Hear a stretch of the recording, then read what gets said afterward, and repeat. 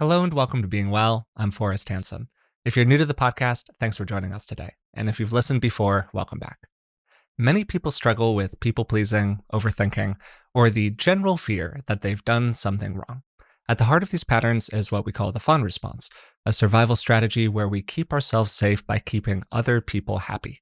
This behavior makes a lot of sense in some circumstances, but it can also lead to some problems for us: hypervigilance, self-abandonment, and a general sense that we're disconnected from our own wants and needs. To help us understand these patterns and how we can work with them a bit better, I'm joined by Meg Josephson, a therapist and author of the new book, Are You Mad at Me? So Meg, thanks for doing this today. How are you? I'm doing well. Thank you for having me. Super happy to have you here. We were talking a little bit before we got started. You mentioned you're living in the San Francisco Bay Area, which I also live in. You're also a podcast listener, which I thought was so cool. I was so flattered when you said that. That's so awesome. And I would love to actually start with your own experience here. Earlier on in the book, you wrote something along the lines of, what I once saw as self-sabotage was actually self-protection. I thought that was such an interesting line, and I was hoping that you could explain that a little bit. Yeah, well, I liked your intro of the fawn response. I think you said that very well and sharply, that Thank you. sometimes we need to fawn, sometimes we need to appease and be hyper attuned to what's happening around us. And it's really when we're carrying it into situations and we're doing so unconsciously, when we're carrying it into situations where we don't need it, that's when it leads to behaviors that we might view as self sabotage. But to look at it through the lens of how did this once protect me, I find that to be a much more sustainable framework and helps us really get to the root of that. So for me personally, I grew up in a home that had quite a lot of volatility, and my dad specifically struggled with addiction when I was growing up. So I just found myself needing to be on high alert a lot of the time, needing to be really attuned to how he was feeling. And I was just kind of always holding my breath and tiptoeing around him. And so being a fawner and being good and being perfect and being what he wanted me to be, or what I thought he wanted me to be, was really helpful and protective for a while. And I found when I left that environment, when I had, graduated college, I was out in the world, that feeling and those tendencies were still there. They were just changing form. So I was now overthinking, why did they put a period instead of an exclamation point at the end of a text? Or why, when my boss says, can we chat? I'm going to get fired. And so the heart of that fawn response was still within me, that hypervigilance, that need to please, that disconnection from the self. It just wasn't as needed, but my body didn't know that yet. And so that's where my journey with the fawn response and awareness of it begins. And that's, of course, where the book begins as well. So I think a question for a lot of people when they're engaging in these kinds of behaviors, there's that automatic moment where they go, oh, it's okay. Or they go, oh, don't worry about it, or I'll do that thing. Or, they do exactly what you're describing. They go around the merry-go-round of why did they put a period instead of an exclamation point at the end of the sentence. And then as people become more aware of this, they start to ask themselves the question. They have this moment afterwards where they go, why did I do that? yeah. Like, why, huh? That just happened. And then they have a moment of self-reflection where it's like, what's going on here? So maybe to help people out with that, what is going on here? Right. Well, what's important to understand is that the fawn response, it's an unconscious response. So we're doing it. What that means is if we've been doing that as a means of self-protection and as a means of gaining safety, it's happening unconsciously. We don't realize we're doing it. And it's also happening very quickly, where there's not, if it's happening unconsciously, that can only mean there's not a pause happening between the trigger, which is, someone puts a period or someone's being a little cold or standoffish. So we're like, oh, are you mad at me? Did I do something wrong? That's the trigger. And then our reaction is that the reassurance seeking or the overextending. And then afterwards, when we have the slowness and the safety and the pause, we're able to say, I didn't want to do that. Or why did I do that? And that's because we're now bringing that unconscious response into the conscious mind. And that's, to me, through a clinical lens and with myself and also with my clients in my private practice, It's how I approach it of, okay, let's slow this unconscious response down and bring it into the conscious mind so that we can choose a new way of being. And we might still slip back into that pattern, and that's okay. No need to shame ourselves for it. But noticing it is the biggest and most important step. Psychologists tend to think in terms of groups of symptoms when they're talking about something. And we've Yeah. named a couple of things here. Overthinking, that question, why is it a period, not an exclamation point, which I think is a great example. So I'll probably keep on referring back to it. That automatic response that I gave of, oh, don't worry about it, even if like there's a part of you that really is worrying about it an awful lot Yeah. or really didn't want to do that thing, whatever it is. Are there other things that you would call out as kind of key traits or symptoms that are associated with this kind of fawning category? The fawn response is, I need to do more to be loved. I need to try harder to be loved, and to feel safe. And be I need to please you in order for me to feel okay. And I can't feel okay until you're okay. So it makes sense. We would ruminate, did I say the right thing? Did I do the wrong thing? Because if we're seeing it through the lens of I need to do more and I need to do it right to be loved, of course we're going to self analyze and scan our own behaviors. In the moment, a more classic fawn response is, it's really when we're leaning into something that feels threatening instead of turning away from it. And so if someone is being a bit cold or someone's even being mean to us, we feel a need to befriend them. We feel a need to, oh, I'll prove myself to them and then they'll like me, because we can't feel safe until we're liked. So that's more like in the moment, I would say. And then with that, falling for people, being attracted to people that are emotionally unavailable or critical or hard to Mm. get because it feels like home to us in some way. We're like, I know how to do this. I've seen this before. Yeah, could you expand on that a little bit? Because I think that most people would not think of that as being like a symptom of the fawn response or something like Yeah, that. I think it's a sneaky one. Mm. Um, I think for many people who resonate with this question of, are you mad at me, and are drawn to this, not all of us, but I think many of us may resonate with growing up in an environment where we had to please someone in order to feel a sense of belonging. Usually a caregiver, whether that's because things were volatile or tense, or we had a really critical caregiver. And so we learn, okay, I need to work hard to be loved. In order for me to be loved, it shouldn't come easy to me. I should have to be impressing and proving a lot of the time. And so what's really important to know, and a simple takeaway here, is we find safety in familiarity.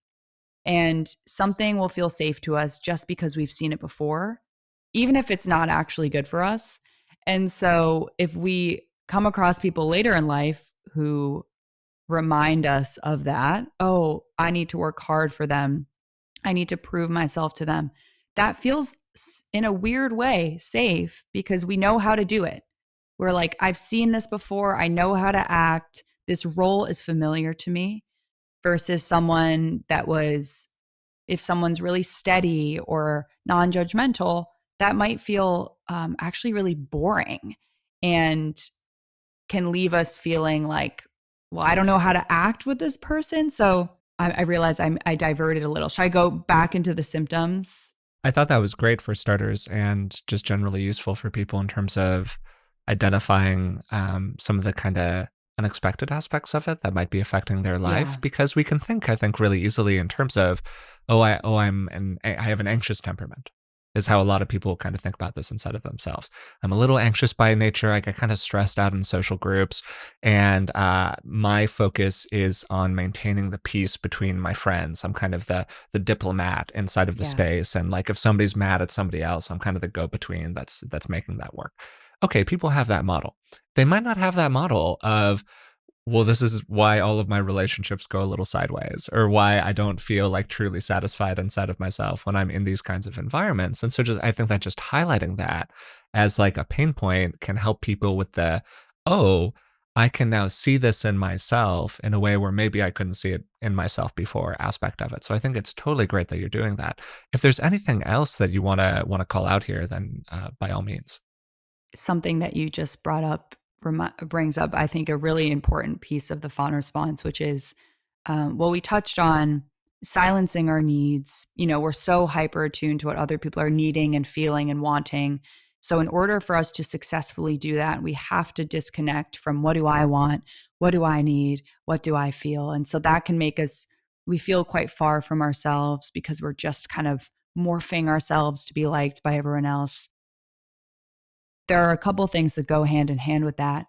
One of which is avoiding conflict, avoiding discomfort in relationships. So we might, contort our opinions to match whoever we're with because we don't want them to think we disagree. And so someone says, "Hey, I'm sorry.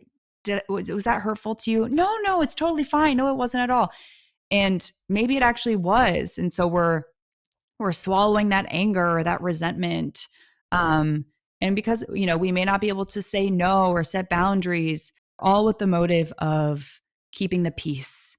And I actually dedicated my book for those who have kept the peace but lost themselves. And I feel like that really gets to the heart, which is when we're constantly avoiding conflict and avoiding discomfort, and we're really choosing dishonest harmony over authentic, deep, real connection. It leaves us feeling far from ourselves and other people because sometimes close relationships mean a little bit of friction or a little bit of, because a safe relationship allows both people to be themselves. Great way to say it. And you used the R word there for a second, resentment. And I was going to ask you Mhm. about this. Do you think there's a relationship between people pleasing and people who've got a little resentment going on? Because you're talking Major, about essentially not expressing an aspect of self. major Yeah. relationship.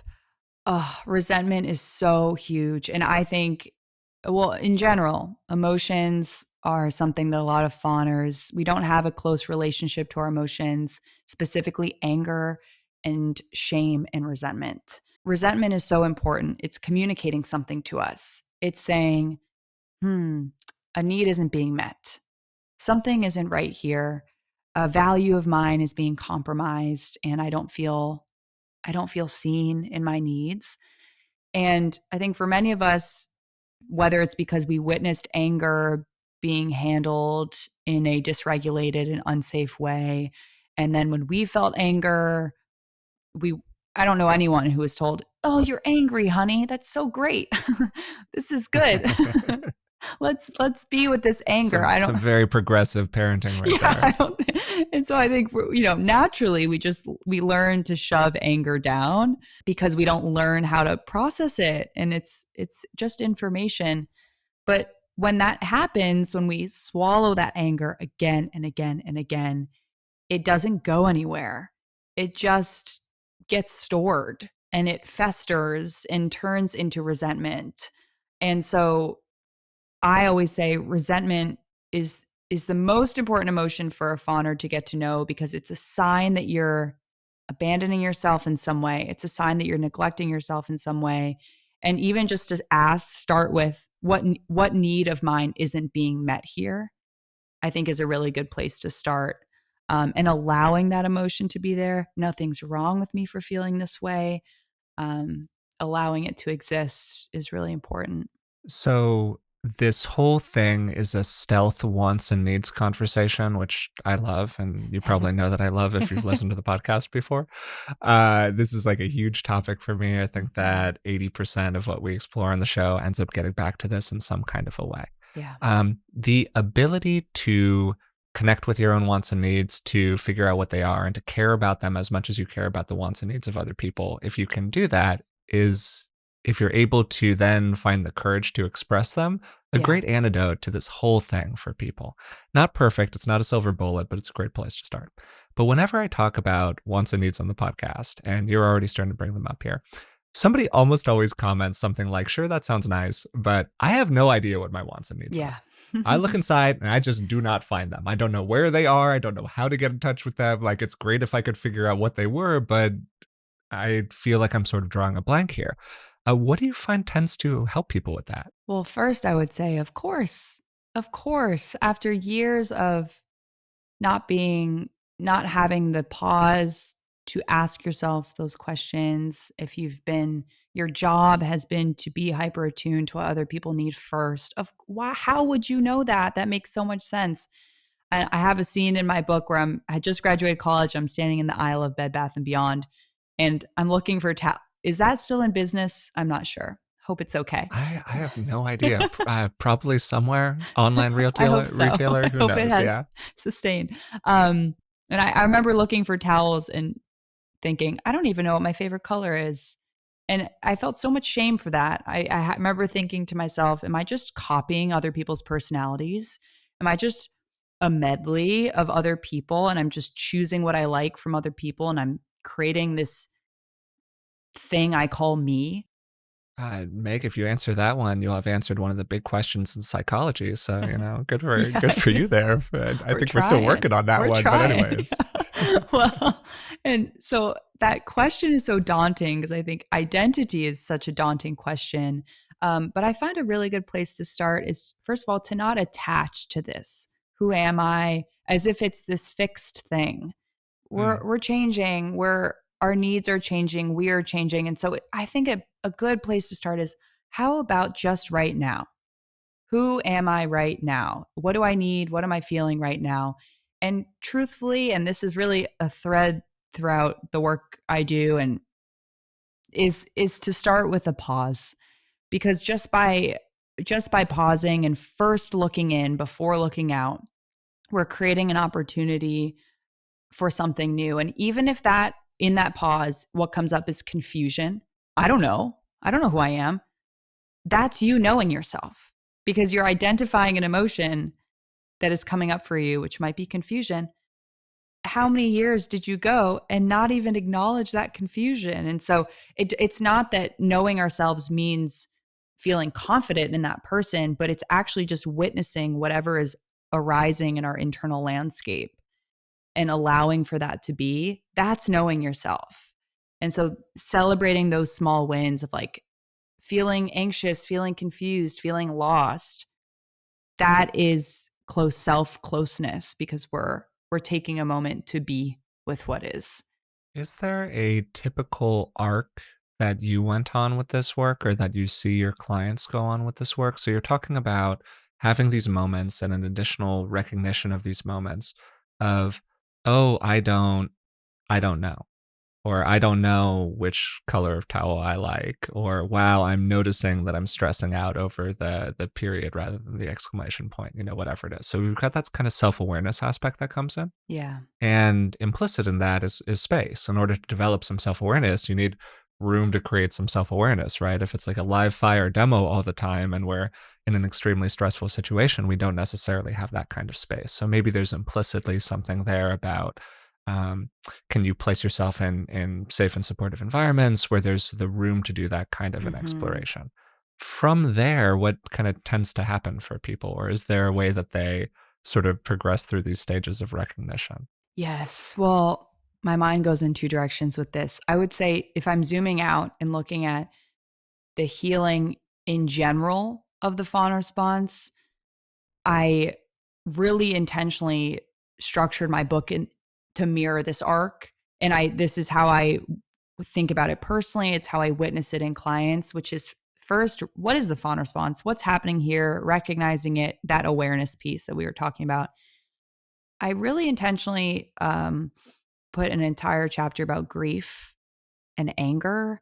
I think many of us, when we have these perfectionistic tendencies, we're like, how do I just jump right to acceptance? How do I just jump to knowing myself and jump straight to compassion and just to these feel good things? And I think in many ways, that in of itself is a way of avoiding discomfort as well.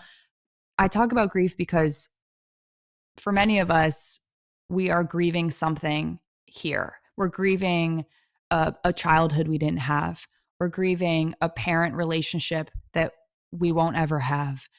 We're grieving that we won't ever have someone take accountability for the harm they caused. And there's grief there, there's anger there, and there's a lot to be processed in that. So allowing room for emotions that we have been taught to shove away. I think is a really important one. But then the arc after that, I think is first kind of being with the inward. Okay, making friends, or not even friends, creating a relationship to our thoughts, creating a relationship to our emotions, being able to see them from a bit of a distance. And then I think it then goes outward. Okay, so we've created this foundation to have a relationship with ourselves. How are we now in relationship to other people? Because I think many of us are like, okay, so I guess I'll just go to therapy and isolate in a room, and then I'll be healed, and then I can be in relationships. And I think that sounds great. That if that worked, that would be so epic. However, I think because the fawn response is often born from relational trauma, which means in relationship to other people, we didn't always feel safe. The healing, a lot of it will also come from being in relationship to other people, but in a safe way. We're giving ourselves counter evidence so that we can rewrite those beliefs. So I think the arc is then being in a relationship with people, being in a relationship to people, expressing our needs, having challenging conversations, slowly increasing our tolerance for discomfort. Those are the great practices in really showing that scared part of ourselves that we can be known and be safe and be loved at the same time. And I think the last sort of, if I'm thinking of it as an arc, is actually, and this is something that has been really freeing for me, is, oh, nothing's wrong with me. I don't need to be fixed. And that doesn't mean nothing, we don't ever change or we never take accountability, but that, wow, the work is actually just allowing what is here to be and accepting myself as I am. And it's so annoyingly simple. But I also find that a lot of the work, as we kind of tune into who am I, is returning to who we were as kids before we were conditioned to believe that anything we do has to be monetized or we have to be perfect Sure. at it. And just to return to that free, that version of ourselves that was free, um even if it's just a sliver of that person, when we weren't so obsessed with how we were being perceived. I think that's a really beautiful way to kind of end that arc. And not that it's ever ending, of course. It's a continuous cycle, but that's how I see it. I loved that bit that you ended with about not being so obsessed with how we're being perceived. Because essentially you're talking about the difference between external referencing and internal referencing. Are we really referenced to what's going on in the minds of other people, what's happening around us, or do we have a ability to get in touch with our own kind of internal compass or our own sense of what we care about, what's right, all of that? Uh, how can people develop more of that? Because once you've been in a lot of positions where you've had to be very attuned to Yeah, what's going on around you, it's just kind of hard for people to turn that dial down. it is. And we won't get rid of this part. And so it's not, and that's not the goal. Um and let me explain more. Where we are Yeah. egocentric people, right? Like, we're egocentric beings. We think the world revolves around us because we have egos, and that egoic voice will be there. But will also be there is, I think of this people pleaser voice as this part of ourselves that's trying really hard to protect us, right? So, and what helps for me, and this language may not resonate with everyone, but I think of it as like this younger version of myself that's working really hard to keep me safe. And so if I'm looking at this younger version of myself, and I'm going like this because I'm like picturing something on my shoulder, like talking to me, like, you need to say yes or else they're all going to hate you. If I'm saying to her, go away, what's wrong with you? I don't want you here. You shouldn't exist. I'm really speaking to her in the same way I was told growing up, which is something's wrong with me. And so is that healing that part if I'm speaking to her in the same way, but instead to change my relationship to that part where I'm not trying to get rid of that voice, but to actually have a different relationship to it. That is the true root healing, in my humble opinion. I still have that anxious voice. I still have that voice that's saying, oh gosh, maybe they are mad at me, or oh, why did they see my Instagram story but didn't respond to my text? And like that voice that is so worried about how the perception is going. And that's fine. That voice will be there. But what's really different now is, okay, hi, you're working really hard. You don't need to be. This isn't a situation where you need to be working. You can rest. It's okay. Versus before, that part is working overtime and is always talking. So it's not that we're trying to erase this voice or this part of ourselves, but we know we're creating a relationship to it so that we can know how to soothe it and soothe. And it's not, oh gosh, what if I'm perceived? What if I'm judged? What if I'm misunderstood? It's, I will be. So how can I soothe myself through the discomfort of being perceived and being judged and misunderstood? Do you find that kind of separating out, or like diffusion is sort of maybe a more technical word for it, um, thinking in terms of a people pleasing part as opposed to I am a people pleaser is helpful for people? I do. Hmm. I internal family systems is a really big lens of my clinical work. And I find it helpful for many people. It may not resonate with everyone, but I find it helpful because it does two things. I think it allows us to detach identity. And this isn't the entirety of me. This isn't a personality trait or this fixed thing.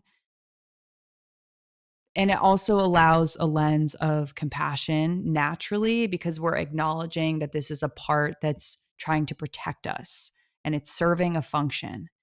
And the truth is that sometimes we need to fawn. And so sometimes that part is needed and sometimes it's not.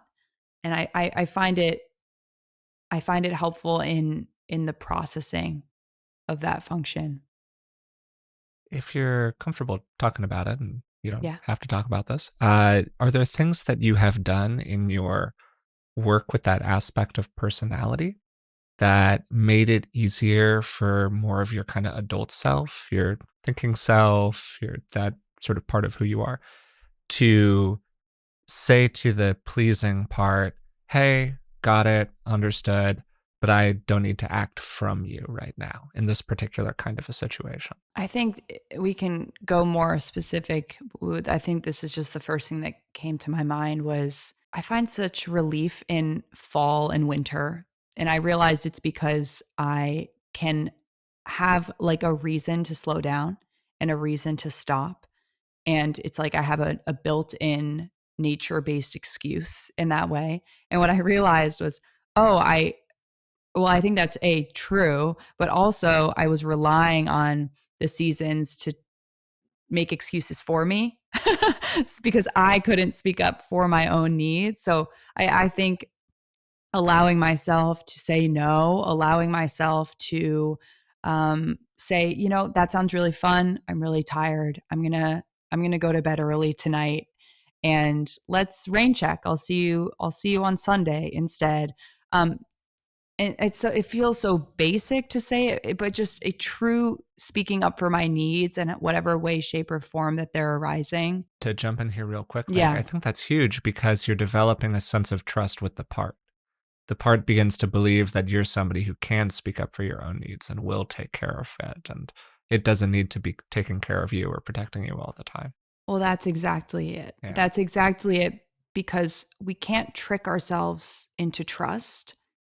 We Hmm. can't say I can trust myself if we're never showing ourselves that we can do that. The healing really happens through it's not an intellectual process. It happens through showing ourselves I can be honest and safe at the same time. I can be uncomfortable and safe at the same time. I can speak up for myself and be safe. And that doesn't mean comfortable. There might be a little bit of tension or there something might arise, but look, I still woke up in my body and the world is still turning and I'm okay.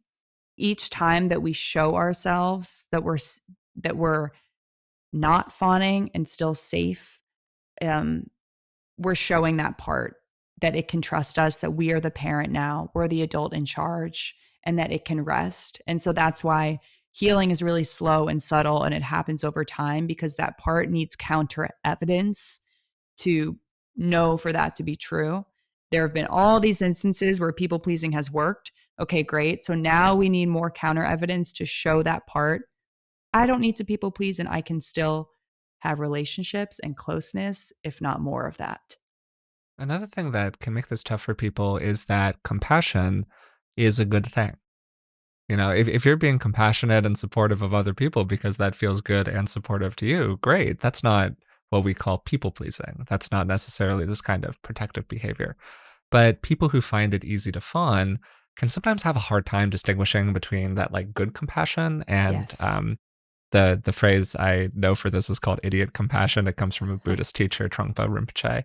And this is compassion that isn't helpful because it's tied to other things. Maybe it's enabling other people. Yeah. Maybe it's tied to your fawn response. It doesn't respect your own boundaries, all of that kind of stuff. Mm. Is there anything that you think helps people, particularly fawners, kind of tell the difference between column A and column B here? Yes. Well, I hear this as well. And it's something I feared as well. Well, if I'm not fawning, am I mean?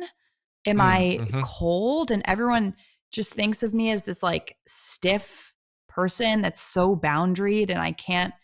And no, healing the fawn response is really being a person that feels like you and that feels authentically you.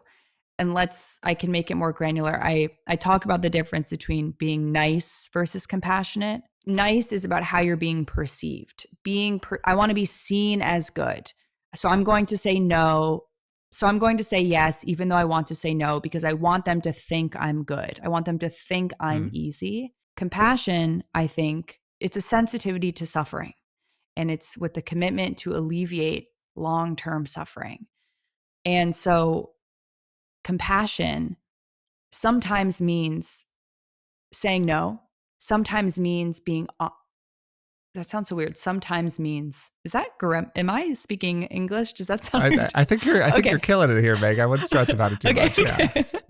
I'm like, oh my God, what So language yeah, am it I does speaking? sometimes mean that. Absolutely. Yeah. Sometimes it can mean saying no. Sometimes it can mean being honest or disappointing someone because that's actually how you're feeling. And so I think of nice as like the inner is not aligning with the outer. You're saying yes, but you want to say no. You're smiling and saying no worries, but you're actually really hurting from that.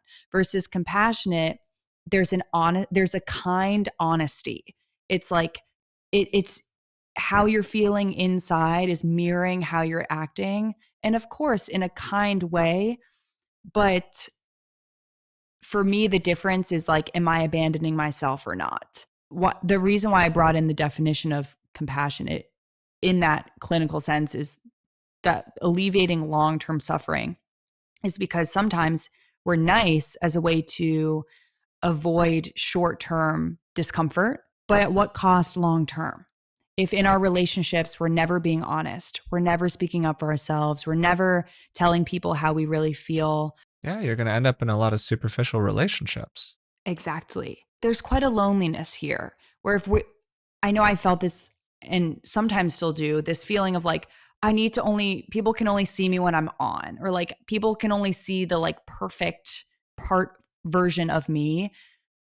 People are never really getting to know us. And so we can feel quite far in our relationships and we're avoiding conflict, but we're creating conflict within ourselves because we're swallowing our needs and our feelings versus just being upfront with the people close to us in our lives so that we can understand each other.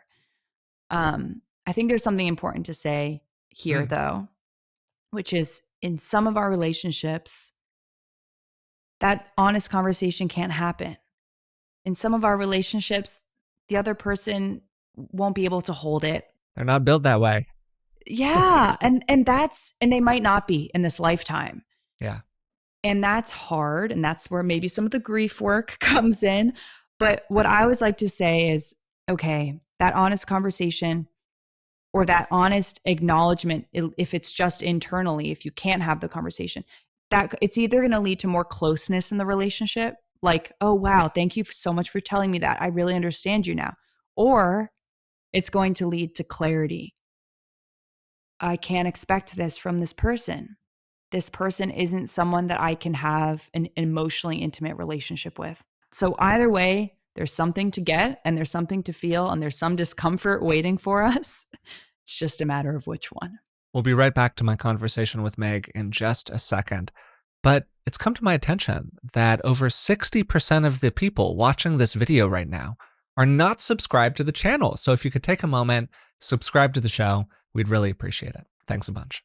So I'm glad we're talking about this because there's a big crux moment for people who fawn or people who engage in a lot of people-pleasing behaviors. And it's when they get some self-awareness around this. They create some space, they look inside, and they're like, okay, their internal compass gets a little stronger, start to tell what I like, what I don't like a little bit more. Then eventually you got to talk about it with people.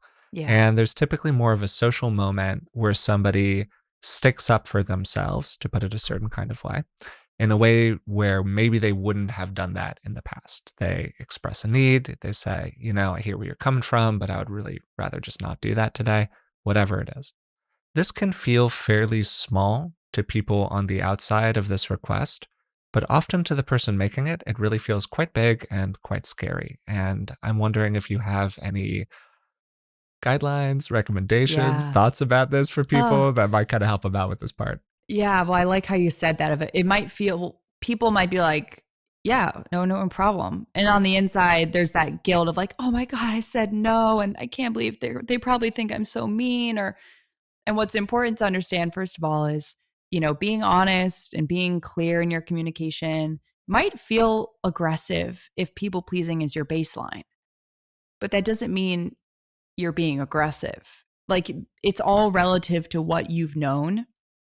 And I talk about this practice of leaning back in our relationships. Like, if we are someone who we're always the one to immediately text back or immediately pick up the phone, we feel this urgency to like immediately tend to people, even if we have other things that we need to tend to first. Like, we have to completely abandon ourselves in our relationships.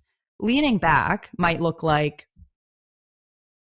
I'm going to call them back in an hour when I'm done with what I'm doing, or I'm going to text them back when I'm in a more grounded place. The other person, they probably won't even notice. But for us, it feels like a big deal. And I think that's because if you're fawning or if you're like resonating with this topic, you're probably doing the most. Like, you're probably doing a lot already. And so your version of leaning back is still doing a lot. It's probably doing as much as everyone else is doing, if not still more. I'm so sorry. I feel like I lost your question a little. No, I think that was, for starters, a good recommendation implicitly, maybe more. Yeah. Where something you're saying there is it doesn't need to be a grand gesture right off the bat. Oh, And yeah. I think this also gets to something that I see people do whenever they're dealing with any kind of an issue. So this is people pleasing or otherwise, where often what will happen is that the tension around this behavior will really build and build for somebody, where they have that resentment. They have been doing some bottling around their wants and needs. They haven't really been able to express this effectively to other people. And then it just all kind of boils out of them Yeah. in a more explosive or a less relationally effective way. And Yeah. it's understandable that it boils out of you, but that boiling tends to have more consequences than if you're able to kind of let the fizz out of the bottle a little bit at a time. And so maybe there are some little ways that a person can kind of bid by just taking a little step back, taking a little longer to respond to the text, whatever it is, that kind of helps them start to do that a little bit, and leads to better outcomes for them. But I'm definitely wondering about anything else that you think can be helpful here. Let's bring in that nuance again of, oh, and sometimes we can't have that conversation. Sometimes if, your boss does something that pisses you off and you want to be like, oh, are you kidding? And you can't because you're at work. Yeah, make good choices about who you're doing this with. Totally. Right. But if we can't bring that up, at the very least, we can bring it up within ourselves and we could acknowledge it within ourselves. So what that can look Mm, like is, oh, I'm feeling angry. This is anger.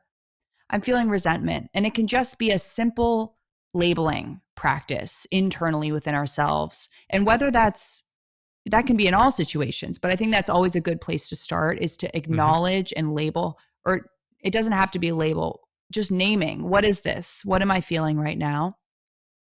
Another piece that I think is really important that ties back to what we were talking about a few minutes ago is it's so important with this work to slowly increase our tolerance for discomfort. We don't want to dive into something so big. And like, you wouldn't, don't set a boundary to start with a really volatile parent. That's probably going to, they're going to have reaction and it will feel shocking. And then that people pleaser part will be like, see, this is why I people please. Let's go back to what we know. To slowly increase our tolerance and to start with someone that feels safe. Is that a best friend? Is that a loving partner? Is it a situation or a context where it's expected for you to speak up? Like if you were receiving a service, like you're getting a haircut or receiving a massage, and it would be okay for you to say, I actually don't like that, or can you change this? It might feel uncomfortable, but it's certainly acceptable for you to bring that up. So, starting in situations that feel just like a single bite of discomfort is the way to go. And to, wow, acknowledge, I just did that and I'm okay. That to me is a really important piece as well. And I think this is a big place that self-sabotage can really come in for people, where again, I see this all over the place, not just with people pleasing, where we cannonball into the deep end of the pool with something before we've really learned how to swim. Yeah. And so, yeah, you have a bad outcome. And then that bad outcome becomes the justification that you use for not needing to do that again. See, that went poorly. This is why I do the behaviors that I do. Why would I ever try doing this again?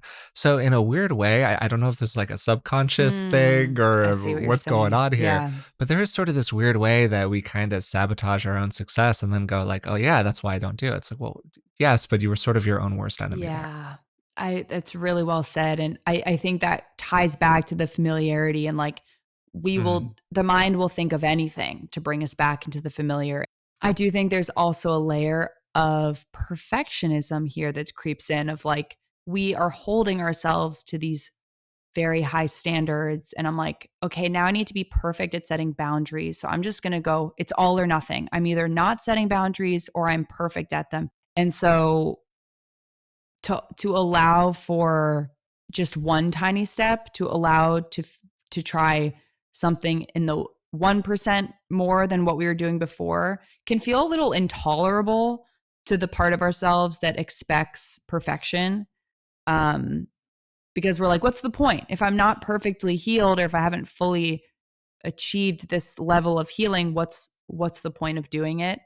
um and of course, that feeling in of itself is coming from a place of dysregulation, because black or white thinking is survival. I'm safe or I'm not. And so when we're thinking in those black and white terms, it's usually a sign that we just need to slow down. We need to slow down a little bit, take that pause, so that we can get back to a place where we can hold some nuance again. So as people start to change, they put a little bit of pressure on the groups that they're a part of. We talk about this sometimes on the show. This is sometimes called homeostasis. It's kind of our tendency for everything, like you were saying, to return to the familiar. But if I start saying, hey, I don't really like doing that so much, and I know I used to do it, but I'm not really so into that. Well, it means that somebody else is going to need to modify their behavior, and people don't really love doing this most of the time. And this can be particularly tough for people who have more of that pleasing tendency, because fitting in and filling a role is what kept them safe, came really easily to them, some combination of nature and nurture going on here. How have you seen people kind of manage that or get more comfortable being to use I think this is an Australian saying, a tall poppy syndrome, to being a little bit more of the tall poppy that kind of stands out? Yeah, it's certainly expected. And I think this is where discomfort becomes important, where when we've learned to fawn, we've learned to metabolize other people's discomfort as our own. And we've learned to take someone else's anger or disappointment and make that into our emotion. I feel guilty now, or I Mm, feel mm-hmm. I feel bad or I am bad, and it becomes shame because we need to hold that for them. So let's first maybe talk about like boundary guilt and Mm. then see where that see where that leads, if I that's think this okay. is a great way to talk about it. Yeah. Perfect. So I think it's first important to define what is guilt. Guilt says I did something bad. I did something that is not aligned with my values. And so when, let's say, your friend was like, let's go out to dinner tonight, and you go to dinner with them and they are like, let's get a bottle of wine to share, and you've actually been trying not to drink. And so you say to them, oh, actually, I'm good. I'm just going to have water. And they say, oh, come on. We always share a bottle of wine. Why don't you want to do that? And then so they feel agitated because this is something you've shared. And now you're not sharing it. And now this person doesn't want to be drinking alone because then they feel kind of embarrassed for doing that. And so you're now pushing against each other. You're proud of, you set the boundary. You said, no, no, no, I'm not drinking tonight. And then maybe you start to feel some guilt. Oh, I'm such a bad friend. Now if she feels alone, and maybe I should drink just to make them feel better. Okay, let's come back to definition of guilt. Guilt says I did something bad or I did something out of alignment with my values. Did you? Were you acting out of alignment of your values, out of alignment from your values in saying I don't want to drink tonight? I don't think so. I think actually it was kind of within your values. You're trying to monitor your relationship with alcohol, and you spoke up for yourself and you did so in a kind way, and you weren't shaming your friend for drinking. That seemed pretty in alignment. And so I think to become aware of, is this is this guilt, or is it me taking on their discomfort as my own? Um, and discomfort isn't always a sign we're doing something bad. It's often a sign that we're just doing something new and unfamiliar, and we're breaking that script a little bit. Big place where that's really hard is relationships. We Yeah. talked a little bit about relationships right at the beginning of the podcast when you said something that I thought was extremely interesting, which is that for people who are used to more dysfunctional environments or dysfunctional relationships, a pretty normal range good relationship. I don't mean like angels are singing blow the doors off kind of thing. I just mean like a normal, supportive, functional relationship can feel kind of boring, a little bit Yeah. less interesting, or like it just isn't quite right for you for Yeah. whatever reason. Is this something that you've seen people come into the office with? Like they're talking with you, they're talking about their relationship, and they're like, it's just not quite for me. But it seems to you like, wait a second, this is actually, if anything, seems kind of like a good relationship. And how do you talk to people about that? Yeah, I see it a lot, and it's very confusing because then okay, so let's say someone comes in and they're saying, I have this partner and I feel really happy with them. But sometimes like it's not rip your clothes off kind of happy, and maybe it's not Yeah. like this thrilling, like it just feels like safe. And I don't know, shouldn't I have butterflies? Shouldn't I be sick to my stomach all the time? And first just acknowledging, okay, well, let's remind ourselves of your trauma history where like all of your relationships that have been intimate have been a pendulum of cortisol, of like, it's hot and it's cold and I don't know what to expect. And your body has learned to anticipate these highs and lows in your relationship. So that's your baseline. That's what you're expecting. That's love. That's the expectation of love. So when someone comes in, and I think just first acknowledging that as the history, but that only goes so far because that's quite an intellectual response. I think what can get confusing for people, and it is confusing, and this is where it requires us to look in, is okay, so does that mean for anyone that feels safe, I should be in love with them? Because sometimes there genuinely isn't that spark. So it's not to say that anyone who feels, quote, safe or feels boring, you need to trick yourself into being in love with them, but rather when to have some curiosity around it of like, this is what I always recommend. Okay, if you're a little confused, am I falling for someone because they're familiar or because they're actually good for me? To note, pause and say, what draws me to them? let me think of an example without giving too much client information. Okay, here's an example that hopefully will resonate. Let's say you go on a first date with someone and it went well and you're kind of into them, and then they didn't text you back. And then you find yourself falling for them even more after that. Okay, great. That's really good information, because something says, okay, the harder they are to get, the more into them I am. Great. Having curiosity around that. On the flip side, if they were like, wow, I had such a great time with you tonight. I really enjoyed speaking with you. And I think we have a lot of chemistry.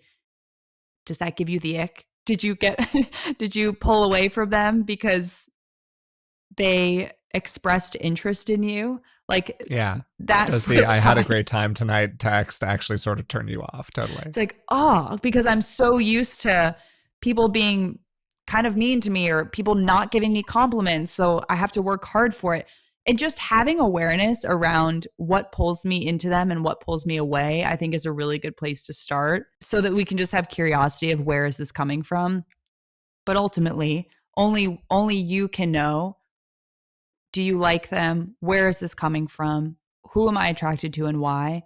And so that process in and of itself is the healing, because you're looking inward at, what am I feeling? What do I need? There's a whole family of TikToks that are essentially some version of this, where it's a person, typically, maybe this is just my TikTok feed, typically a woman talking about how, I went on this day and it went well, and they were so nice and they shot me a text at the end of it. And I don't know, there was just something about that shot me a text at the end of it that kind of like made, just like didn't sit right with me, or like, there was something about it that made me less interested in this person. And so I think that a lot of it is about understanding your own tendencies, being able to take a look around at the field of play and go like, hey, this is what I tend to do. These are the things that have frankly gotten me into trouble in the past.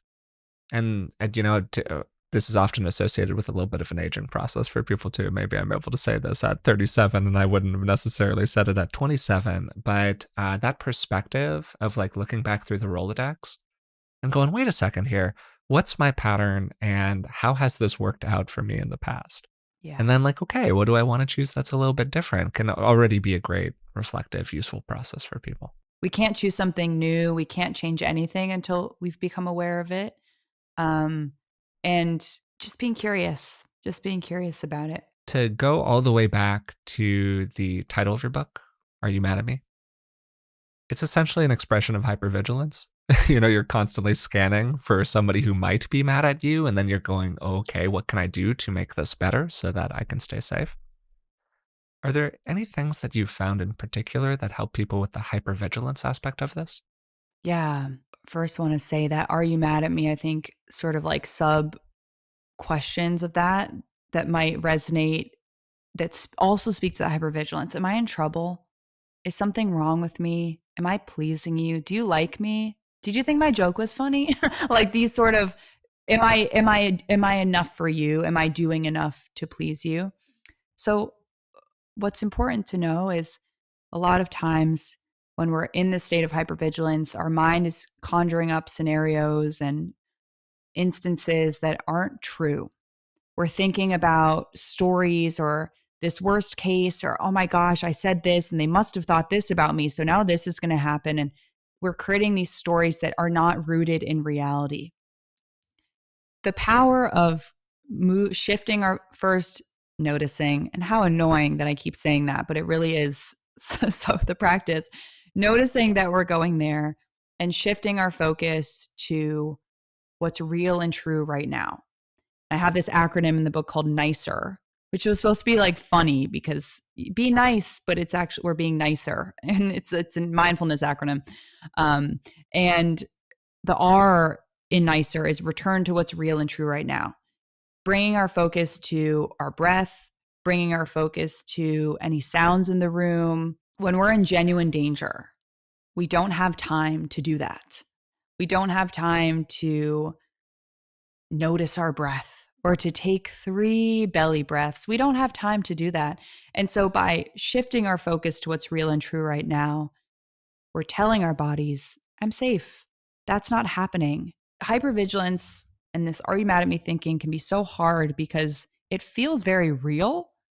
And it feels very convincing. If we're imagining, a friend being mad at us, or there's some scenario that we're going through in our heads, it feels so real to the body. And so by shifting our focus, we're just reminding ourselves and telling our bodies, no, this is what's happening. And then maybe we'll slip back into the scenario and all good, no worries, come back. It's just a constant, gentle practice of shifting the focus. And it doesn't mean that it will eliminate that scenario or that voice, but we're just softly bringing ourselves back. Yeah, and these are all things that I do think help people with the wants and needs, who am I, what's my authentic self aspect of it too, because these are all little ways where you're going, okay, I'm looking outside of myself right now, and I don't need to be doing that. I can be focused on my 2 deep belly breaths or whatever's going on for you. Absolutely. Would it be helpful if I can go through the nicer technique if it's Yeah, helpful? that'd be great. Sure. This bringing ourselves through this N, which is noticing, what am I feeling? What am I thinking right here? Okay, I'm noticing I'm having an anxious thought. Let's just notice that exists. We're acknowledging its existence. And then I, inviting it to stay. So if normally our tactic is to shove it away or to shame ourselves for it, this anxiety is allowed to be here. This confusion is allowed to be here. Having then see curiosity about it. What is this? What triggered this? Are there sensations in my body that are going along with this anxiety or confusion or shame? And then E, embracing it, which is really just this twinge of compassion. Okay, I'm safe. This is allowed to be here. Maybe it's gently soothing that people pleaser part. And then R is returning to what's real and true right now, which is what I just talked about. But it's so important to end with R because if it were ending at E and it's just nice, we then might go right back into like, okay, and then this happened, and then this happened, and we're just in this cycle. So to allow ourselves to feel the lifespan of the anxiety or the anxious experience and then shift our focus to now what's happening, we're allowing ourselves to Mm. feel it and bringing ourselves right back. And that process is the returning to what do I need? What do I think? What do I feel? Because we're allowing our inner experiences to be there. And to me, that's the good stuff. That's where everything lies. So as we get to the end here, Meg, I'm really interested in the authenticity aspect of this whole thing. In part because I think that it's essentially a cure for resentment. It's really difficult to be resentful and authentic at the same time. Resentment is normally an indication that we haven't been super authentic. To be clear, authenticity can create other problems for people. That's why we work on ourselves to create an authentic self that, isn't exploding ragefully at people all the time or whatever it is that we're working on. But nonetheless, it's a huge issue for people and a huge question. And I'm wondering, as you've gone through this process yourself, you've named a couple of things here. You've kind of Trojan horsed them in. You talked essentially about doing a little bit of inner child work. You've talked a bit about some narrative-ish work is kind of what I heard, looking back over the course of your history. What was the story here? You mentioned some version of what was I like before the world kind of got in the way? What was I as a 7-year-old or an 8-year-old, something like that, before I feel like I needed to drop into these behaviors so much? For some people, it might be much younger than that. Is there anything as a piece of this that has really been helpful for you that you would want to kind of call out in terms of the developing that authenticity aspect of it? I think to me that authenticity piece, it's so intuitive. It's such a subtle feeling. I think many of us can relate to that. Like it just when it feels right or when it feels wrong. I know if I'm doing something that is abandoning myself, that my intuition will start to say something, and then maybe I'll start fighting with my intuition. No, it's fine though. And then I'm having this like inner dialogue between myself. That is the first sign that I'm maybe ignoring that intuitive voice, because I don't think of this intuitive voice as something we're creating. I think it's already there. And I think with conditioning and with trauma and pain, it's been smothered, where it's been blocked by that pain. And so we're not trying to create this authentic self. I think it's we're uncovering who is this person that's always been there. And in that way, what a relief. Like, I don't need to try hard. I actually just need to allow for that person to come through.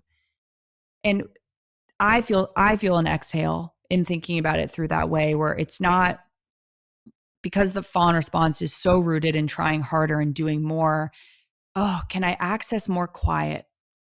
Can I access more stillness within myself so that that intuitive voice and that authentic self can feel safe enough to come through? That is the framework that's been really helpful for me. Um, Mm. and yes, it's being in relationship to other people. And it's also really prioritizing quality, quiet time alone, too. Journaling, meditating, being in nature and not listening to anything, just allowing yourself to be with yourself. Those practices have been really helpful for me. And again, I want to emphasize, certainly not as a way of, oh, I know who I am now. Perfect. Check, done.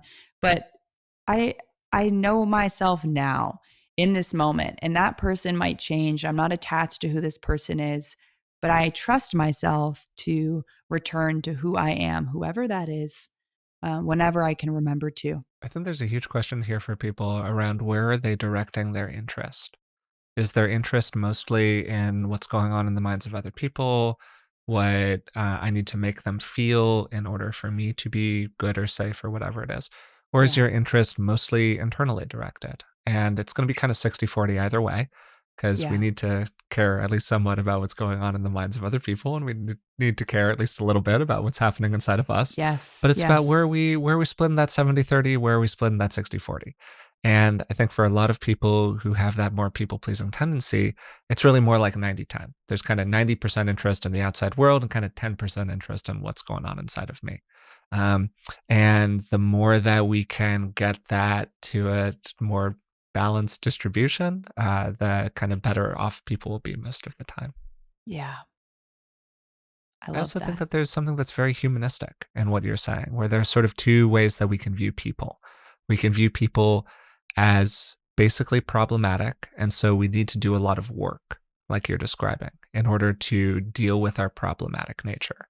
I need to really be monitoring what's going on over there so that I don't do something bad and wrong that messes things up for me. Or we can view people as kind of more basically good, and what we're really trying to do is sort of clear away the obstructions in different kinds of ways. And I think that's a really lovely note that you sort of left people with there, Meg, where it's more about revealing the authentic self as opposed to constructing it or doing some kind of heavy process associated with it. It's more just like, no, I'm okay. I'm curious about it. What's going to emerge here? What is here when these other things get kind of cleared away a little bit? Absolutely. I think for many of us, we carry a sense of shame. I know this has been a really illuminating experience as a therapist is, oh my gosh, a lot of us feel like we're bad, like we are not good. We carry this sense of shame, like I am bad at my core. And with that, there's this, I think, comes the fix me. Tell me what to do so that I can be fixed and then everything will be fine. I just need to fix myself. And again, very different from taking accountability and owning things when we need to own things. But this shift of it's uncovering, we're returning to who we are as opposed to fixing and repairing. And it to me is just it's changing really our relationship to that shame. Where that shame is an emotion, it's not who we are. And um that emotion isn't the entirety of our being. It's just an element of what we're experiencing right now. So I just find that returning as opposed to constructing or fixing or repairing to be a much um, more compassionate framework and really gets Mm. to the root of the feeling as opposed to just shoving away the discomfort from it. I really appreciate you taking the time to do this today, Meg. Thank you for having me. I had a great time today talking with Meg Josephson about the fawn response and people pleasing. topics that she focuses on in her new book, Are You Mad at Me? We started this conversation with a frame that I think is just a really great way to approach almost everything that we talk about on the podcast. We have all of these tendencies in life that can be good or they can be bad. People pleasing and fawning serve a really useful function. They help other people like us, they defuse tension, and more importantly than anything else, they can keep us safe when we apply them effectively in situations where we need to. But that's a lot of buts and caveats, right? They also come with some problems. People pleasing can lead to self-abandonment. It can make it hard for us to figure out who we really are on our own without this other individual that we're so externally referenced towards. It makes it really difficult for people to get in touch with their wants and needs, which was a major theme of this conversation.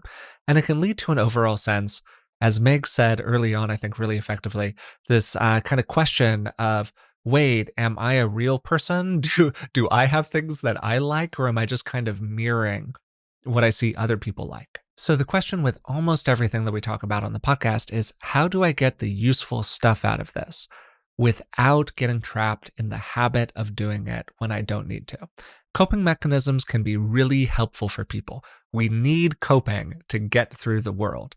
The trick with it is we want to be able to apply that coping when it makes sense for us, not just when we're doing it out of a habit or because there's a part of who we are that's really freaking out. Some of the symptoms of fawning that we talked about are overthinking, sensitivity, and a general kind of hypervigilance. If you're somebody who fawns, there's a pretty good chance that you had to do a lot of scanning of your environment when you were growing up.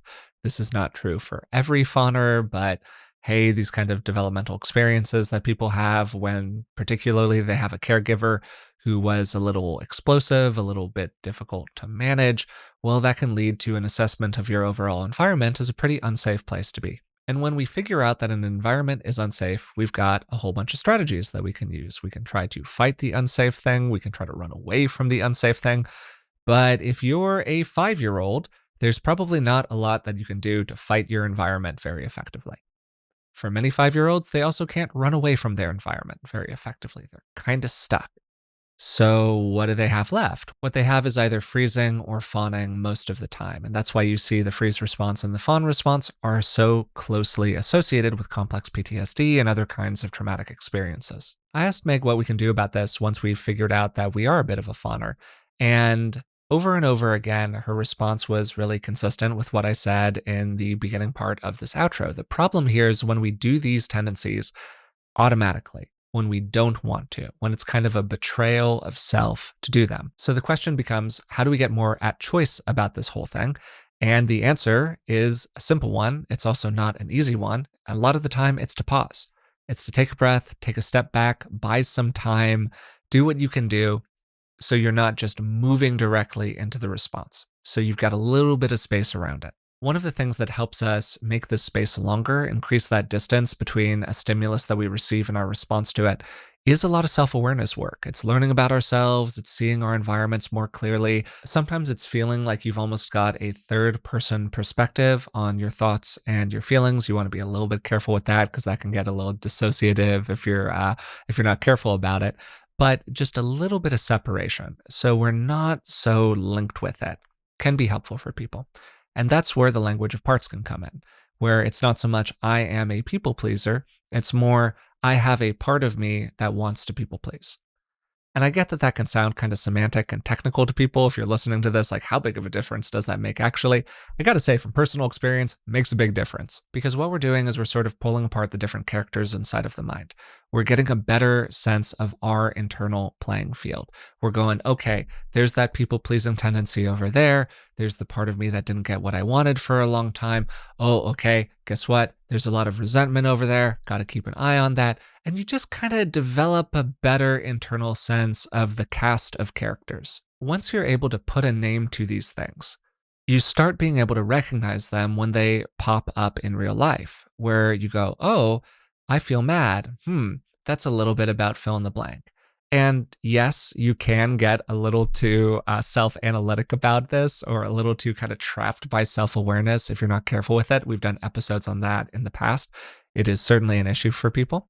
But for people who are dealing with these kinds of automatic trauma responses, like the fawn response, this kind of self awareness is generally pretty helpful for them. It's also what can help people engage with their wants and needs more effectively, develop more of that sense of internal referencing that we talked about during the conversation.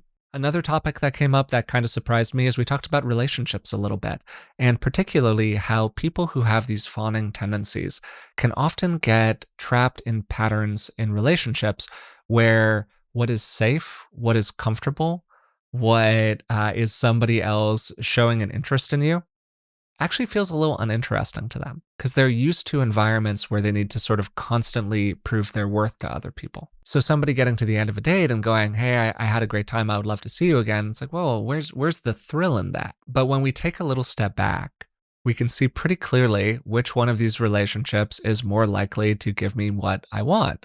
Is it the one where at the end of it, the person is like, hey, I had a great time. I would love to see you again. Or is it the one where the person doesn't really text you back, or they're a little hot and cold, or they say, "Oh yeah, it was good and maybe some other time, but who knows?" and it's kind of difficult to pin them down. Like which of those is actually going to end better for you most of the time? Toward the end of the conversation, we talked about hypervigilance, and Meg shared the nicer acronym that stands for noticing, inviting, curiosity, embracing, and returning. And it's a great way to work with feelings of fear and activation in general. You're paying attention to what's going on in your body. You're noticing the environment. You're feeling the feeling. You're then inviting it to stay. You are not pushing it away. We talk about this all the time on the podcast. That kind of aversive push away almost always just makes things worse. Then we're having some curiosity around it. We're going, what triggered this feeling? How am I feeling right now? What's making me feel this way? We're then embracing the feeling. It's okay. I'm anxious and I'm safe. This feeling is allowed to stay here. Then finally, returning, coming back to what is real and true right now. We are not being swept away by the thoughts and feelings that we're having. We are not doing a lot of ruminating over, ooh, what did that person think? Oh, what did they say about this little thing? No, we're coming back to right now. I'm okay. It's all right. No one's out to get me. I hope you enjoyed the conversation. I had a great time talking with Meg. You can find her on Instagram, on Substack. I'll include some links to that in the description of today's episode. If you've made it this far and you haven't subscribed to the podcast yet, we'd really appreciate it if you would take a moment to subscribe. It really helps us out. If you'd like to support the podcast in other ways, you can find us on Patreon. That's patreon.com/beingwellpodcast. For the cost of just a couple of dollars a month, you can support the show and you'll get a number of bonuses in return. Oh, also, I was talking to somebody recently who didn't realize that I had YouTube-specific content. I do that.